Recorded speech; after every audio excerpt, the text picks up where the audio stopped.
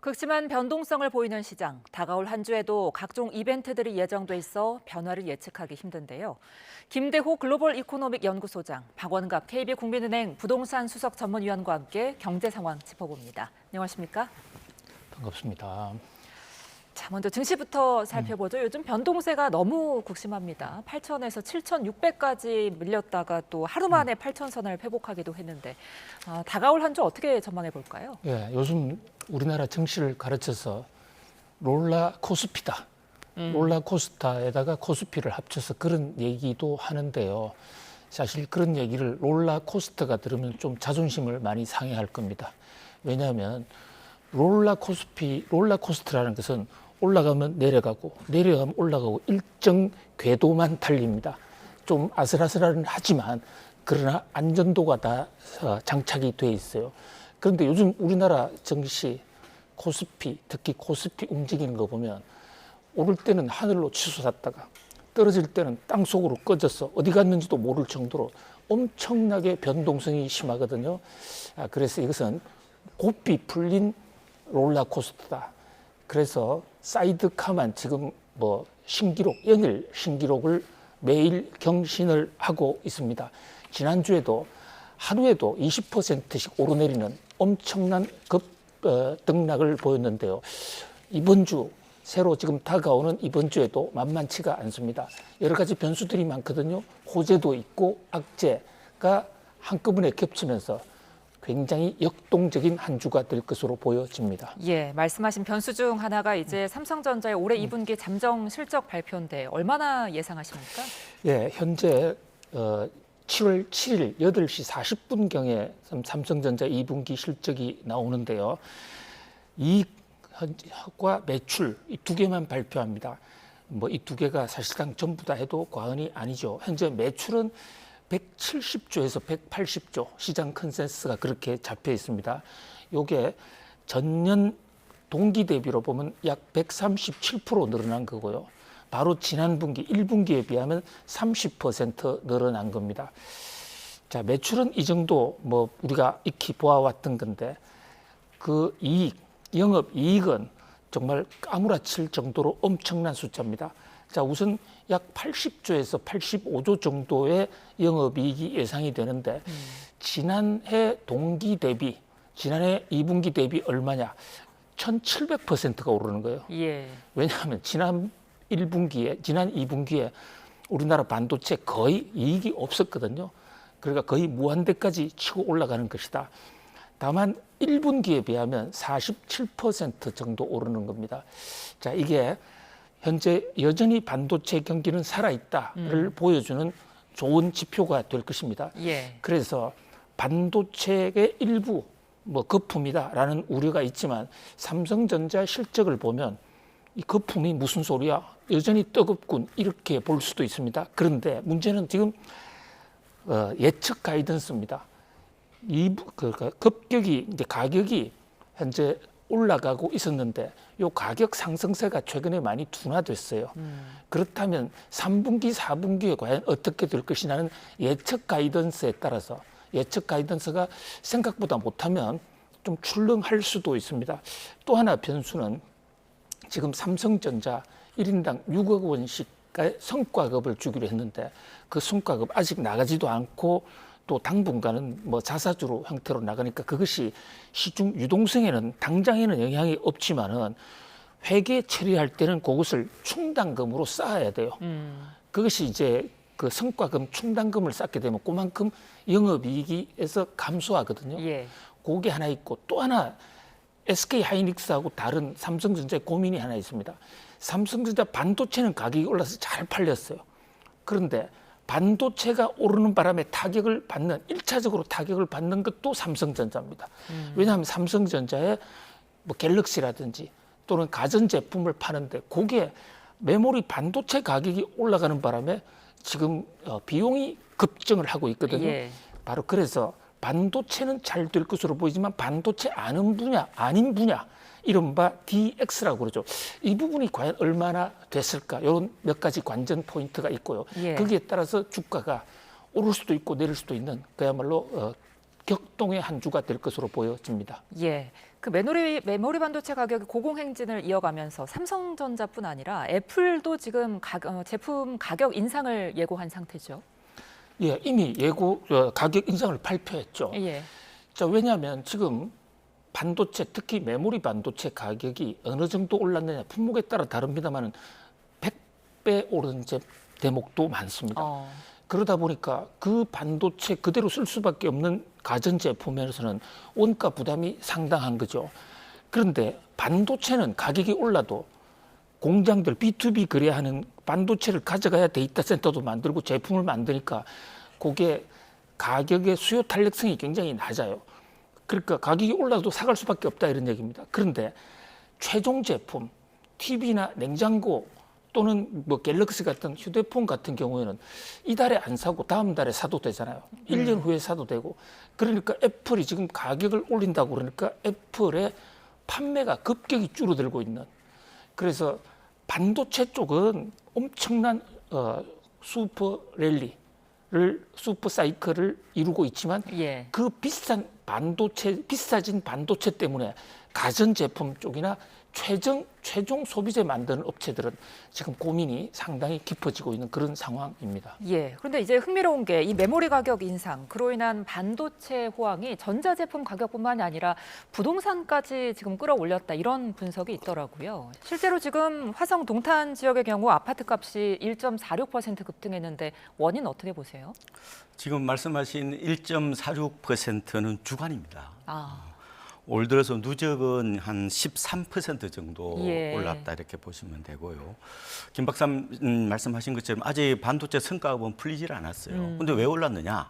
말하자면은 기대감이 선반영되는 어떤 그런 특성이 있거든요. 예. 전세는 당장의 수요를 반영하지만 매매는 투자 가치적인 측면이 있잖아요. 그래서 현재부터 미래까지 전체 구간의 수급을 반영한다. 이런 어떤 얘기가 그대로 이제 통하고 있다 이렇게 보시면 될 것 같고, 그리고 이제 그 뭐 서세권 이런 얘기 많이 들으셨죠? 예. 그러니까 셔틀버스하고 역세권.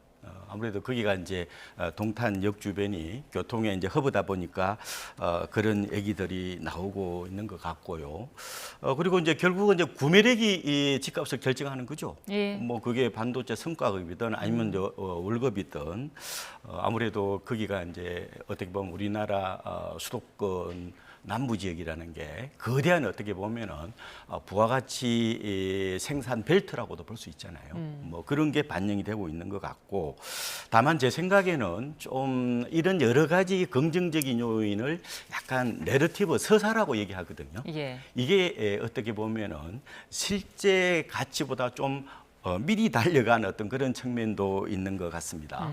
지금 동탄역 주변의 국민주택 규모 이제 33평이라고 그러는데 가장 비싼 게 22억 2층까지 거래가 됐어요. 아. 이거는 위례 신도시하고 거의 비슷하고요. 예. 아니면은 왕십리 뉴타운보다 약간 쌉니다.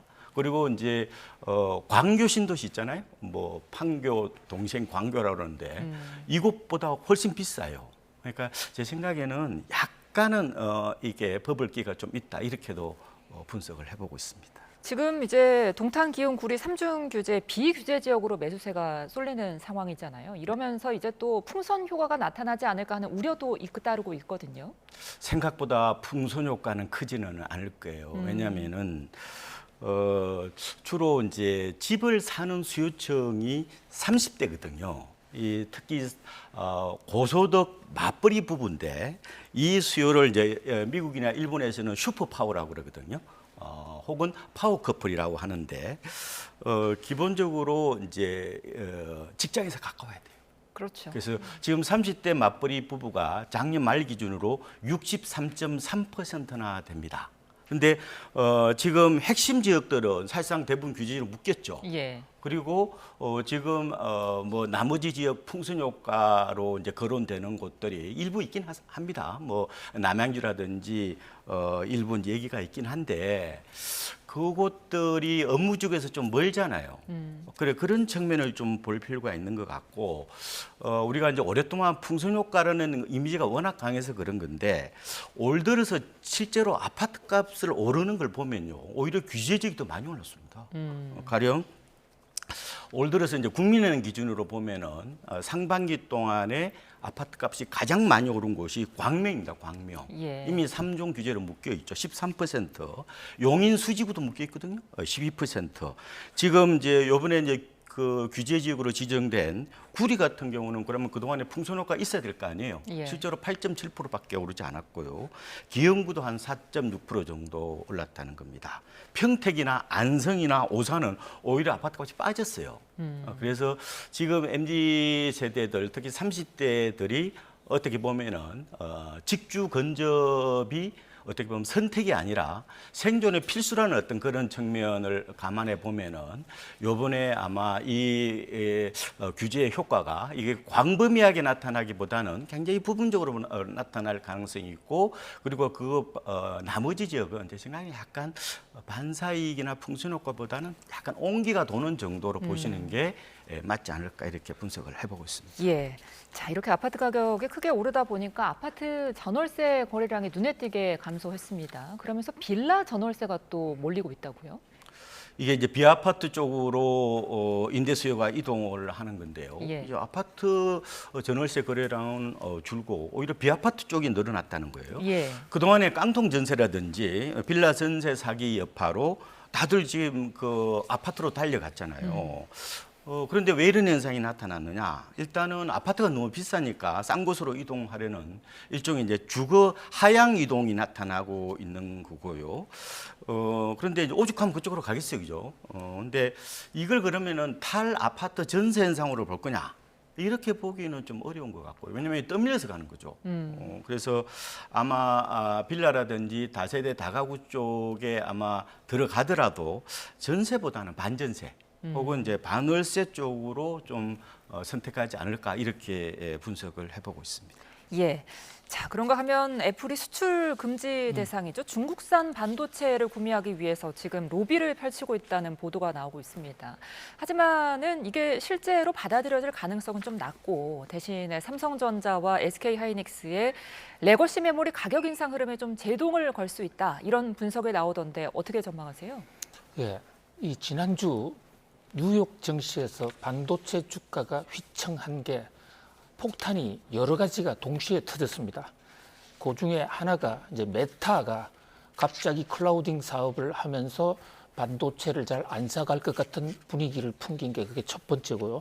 두 번째는 마이클 버리라는 공매도 저승사자가 한국을 지켜가면서, 아니 한국의 삼성전자, SK하이닉스가 반도체 공장을 엄청나게 지으면 공급이 쏟아져서 가격은 떨어질 것이다. 그래서 나는 공매도 한다. 이 두 가지 폭탄, 못지않게 세 번째 폭탄이 바로 지금 말씀하신 애플인데요. 예.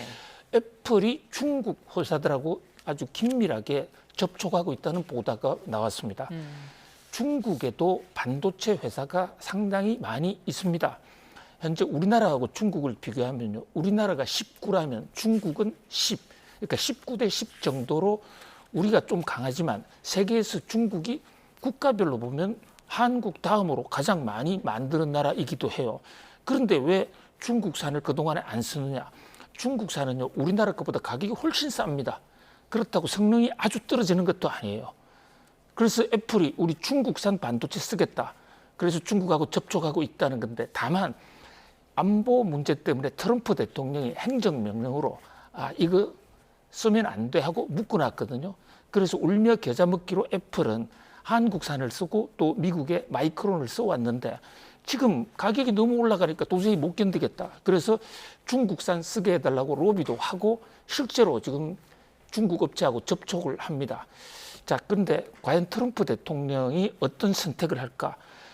애플이 너무 어려우면 트럼프 대통령 저는 허가해 줄 수도 있다고 생각합니다. 트럼프 대통령 정책 방향은 오로지 미국의 국익인데, 그런데 애플을 살리기 위해서 중국산을 허용해주면 애플 아닌 또 다른 미국 회사인 마이크론이 타격을 받잖아요. 예. 바로 그런 점 때문에 트럼프도 선택이 쉽지 않을 것이고 좀 세간의 추이를 볼 겁니다. 바로 이 점 때문에 지금 앵커님 잘 지적하신 대로 애플이 이런 사정을 알면서도 계속해서 중국하고 접촉하는 얘기를 뉴스로 리크를 하고 이런 것은 마이크론이나 한국산, SK, 삼성 계속 가격 높이면 우리 정말 트럼프 대통령 설득해서 중국으로 갈 거야? 그럼 가격이 반 정도로 싸지고 되는데 문제는 이제 우리나라가 삼성전자나 SK하이닉스에서 갑자기 매출이 줄어들 수가 있죠. 예. 지금 가전제품 쪽 메이커 중에서는 반도체를 제일 많이 사가는 데가 애플이거든요. 자, 이 대목도 이번 주에도 계속 변수가 될 것으로 보여집니다. 예. 자, 또 한 가지 눈에 띄었던 보도가 미국 정부가 지금 삼성과 SK의 대규모 호남 투자를 좀 곱지 않은 시선으로 보고 있다. 이런 내용이 있었어요. 곱지 않은 거를 좀 더 넘어선다. 상당히 아파할 것이다라고 보여집니다. 예. 왜냐하면 트럼프 대통령의 경제 국가 그 굴기 전략의 가장 핵심이 반도체 생산 공장을 미국에다가 설치하겠다. 그래서 우리나라에 직접적으로 투자를 압박한 것은 물론이고 지금 다른 나라에서 들어오는 반도체 생산에 대해서는 관세를 100% 물리겠다는 트럼프 행정서명이 이미 발동된 상태입니다.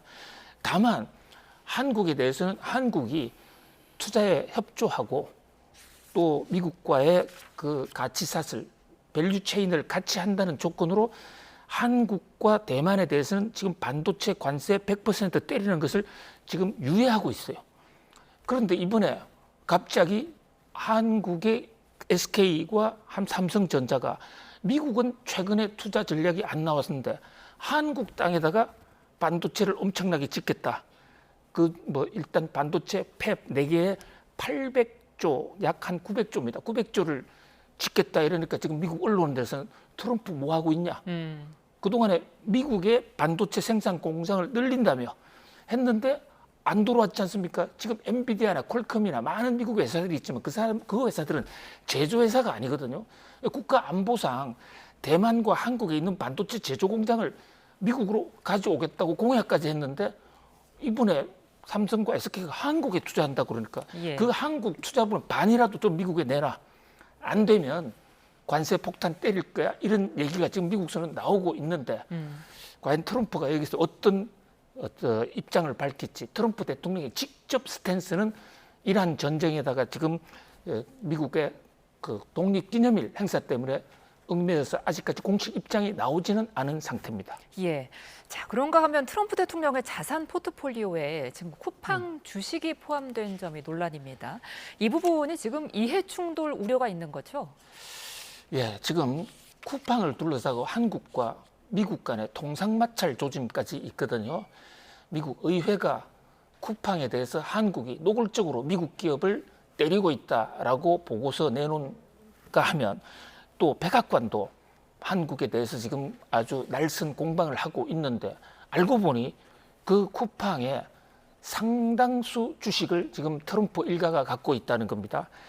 최근 18번에 걸쳐서 거래를 했고 또 지금도 잔고가 상당히 많은 트럼프 일가가 쿠팡의 대주주라는 사실이 드러났습니다. 그렇다면 자, 쿠팡 문제를 통상마찰까지 일으킬 정도로 지금 미국이 상당히 각을 세워왔는데 자칫 잘못하면 트럼프 대통령의 주식 투자를 위한 거 아니냐 이런 이해 충돌의 논란을 야기할 수가 있습니다.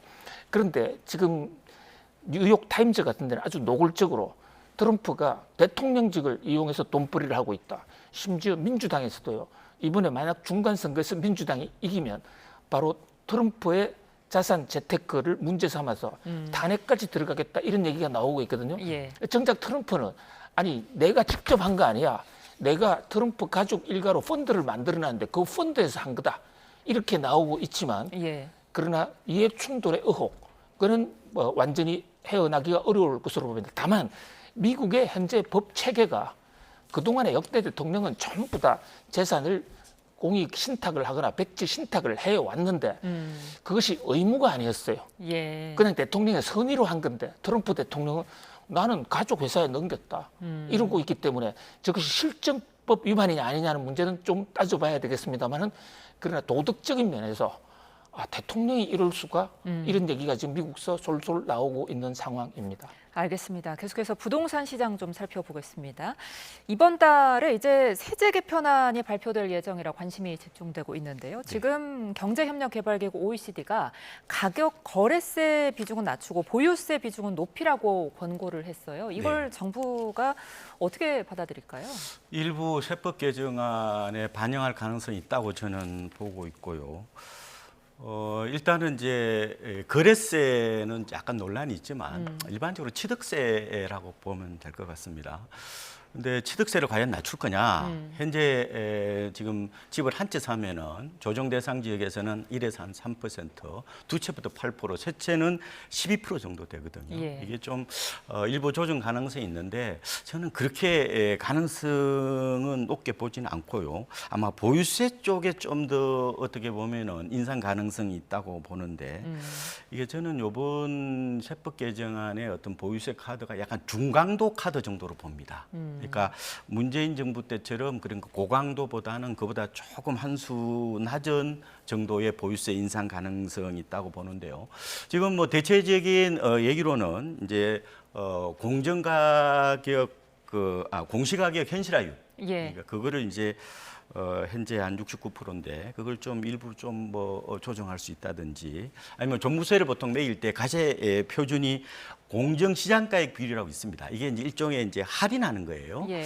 이게 지금 1주택자 기준으로 60%인데 이게 조금 올릴 가능성이 있다고 이렇게 보는 거죠. 문재인 정부 때 이걸 이제 2021년에 이게 95%까지 올랐거든요.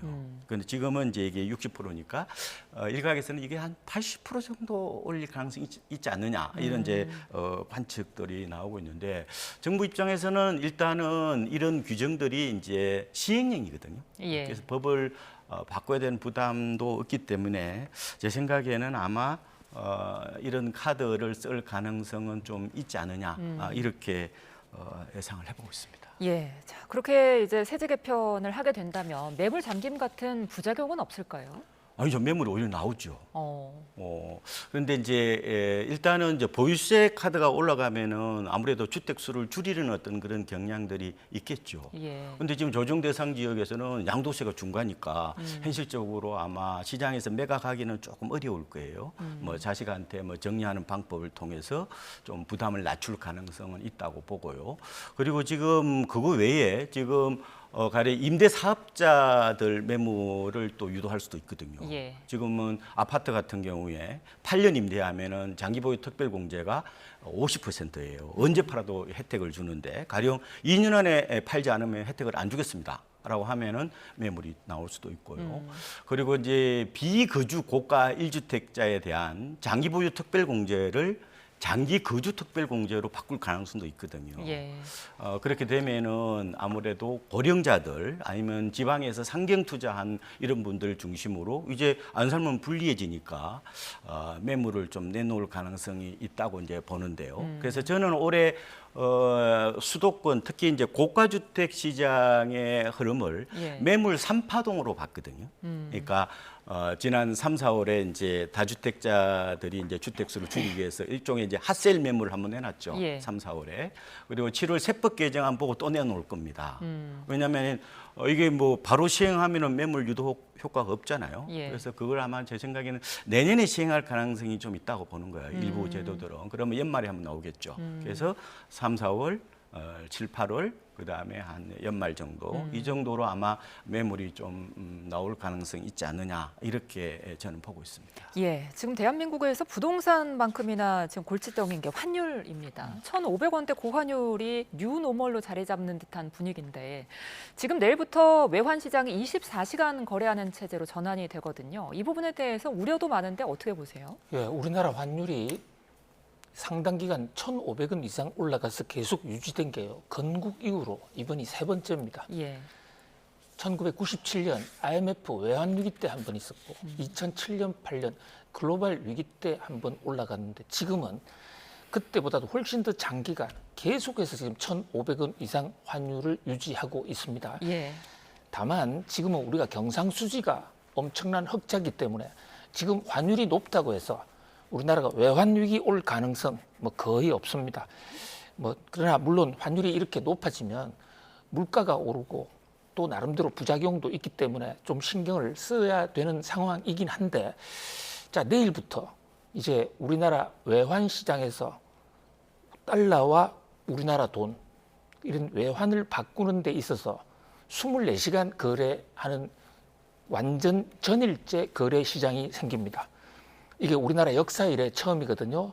사실 우리나라는 워낙 그 원화의 수요, 그러니까 세계에서 원달러를 바꾸는 나라가 우리나라밖에 없습니다. 일본 엔화 같은 경우는 준기축통화이기 때문에 여러 곳에서 바꿀 수가 있는데 시장이 작아요. 거기다가 한두 사람이 시장을 좌지우지할 수 있기 때문에 야간 시간에 거래하지 않았습니다. 왜냐하면 지금 한국은행이 잠자는 시간에, 그것은 미국이나 유럽에서는 낮 시간에 누군가가 한두 명의 거대한 조직 세력이 들어와서 시장을 완전히 휩쓸어 버릴 수도 있거든요. 예. 그런데 이게, 그래서 우리나라가 외환 거래 시장을 상당히 제한했는데, 이것 때문에 국제사회에서 한국은 환율을 조작하는 나라다고 아주 악성 평가를 받았고요. 최근에 모간 스탠리라고 하는 미국의 그 선진국 지수 분류하는 데서 한국을 또 선진국에서 넣지 않았습니다. 우리 기대를 많이 했는데 탈락시켰거든요. 그러면서 외환시장이 24시간 개방 안 돼 있다. 이걸 딱 지적했습니다. 그러니까 이제 우리 한국은행, 우리 재경부에서도 한번 정면 돌파를 해보자 하고 내일부터 24시간 거래를 하는데요. 자, 이게 동전의 양면입니다. 국제사회에서 공신력은 굉장히 커지는데 24시간 중에 우리 정부가, 우리 한국은행이 제대로 컨트롤하지 못하는 시간에, 그 시간에 다른 나라는 정상 근무 중이기 때문에 그때 누군가가 외환 거래 조작이 들어왔을 때 과연 막아낼 수 있겠는가? 물론 우리 정부 입장에서는 그동안 우리가 체력이 커졌다라고 하지만, 그러나 좀 조심해야 될 것 같고요. 다만 이제 한국은행이 24시간까지 외환 거래를 하는 시스템을 만들어주면 국제사회에서 더 이상 한국은 외환 시장을 조작하고 있다거나 한국의 시장 접근이 어렵다고 하는 그런 평가를 불식할 수 있기 때문에 동전의 양면이다, 이렇게 말씀드릴 수 있겠습니다. 예, 지금 가뜩이나 1,500원대도 부담인데 후반기에 1,600원대를 전망하는 것까지 나왔더라고요. 소장님은 어떻게 보세요? 예, 지금 가장 큰 변수는 두 가지입니다. 하나는 외국인들이 주식을 계속 파느냐. 계속을 팔면 환율은 더 올라갑니다. 예. 그래서 지금 벌써 올 들어서요, 외국인들이 국내 시장에서 순정 기준으로 주식을 팔고 달러를 빼낸 돈의 규모가 150조입니다. 엄청난 돈입니다. 그러니까 이게 이제 하반기에도 또 이렇게 된다 그러면 환율 1,600 돌파할 수도 있죠. 그러나 이제 문제는 외국인들이 언제까지 뺄 것이냐. 특히 주가가 좀 조정을 받으면요, 주가 상승률이 상반기처럼 그렇게 급하지만 않는다면 외국인들도 포트폴리오 조정을 다시 할 테니까. 예. 그러니까 결국 외국인들이 돈을 얼마나 빨리 빼내느냐는 것은 주가 상승 속도에 달려 있다, 이렇게 볼 수가 있고요. 예. 두 번째는 우리나라 수출업체들 지금 정말 수출 잘하고 있습니다. 단군 이래 최대 폭으로 폭발적으로 수출 늘어나고 있는데, 돈이 늘어나면 그 돈을 수출업체들이 한국으로 좀 가져와야 돼요. 그런데 지금 안 가져오고 있고, 한국으로 가져와도 그것을 원화로 안 바꾸고 있습니다. 왜? 달러가 계속 강세일 것 같으니까 바꾸면 손해다는 인식이에요. 그러니까 이게 닭이 먼저냐 알이 먼저냐 하는 건데, 그 수출업체들이 달러를 내놓으면 환율이 내려갑니다. 그런데 환율이 안 내려가니까 수출업체들은 돈을 안 바꾸고 그런 악순환이 되고 있는데, 이 대목에 대해서 정부가 환율 안정에 대한 확실한 의지를 보여주는 게 굉장히 중요하다, 이렇게 볼 수 있겠습니다. 알겠습니다. 오늘 두 분 말씀 여기까지 듣겠습니다. 지금까지 김대호 글로벌 이코노믹 연구소장, 박원갑 KB국민은행 부동산 수석 전문위원과 함께했습니다. 고맙습니다.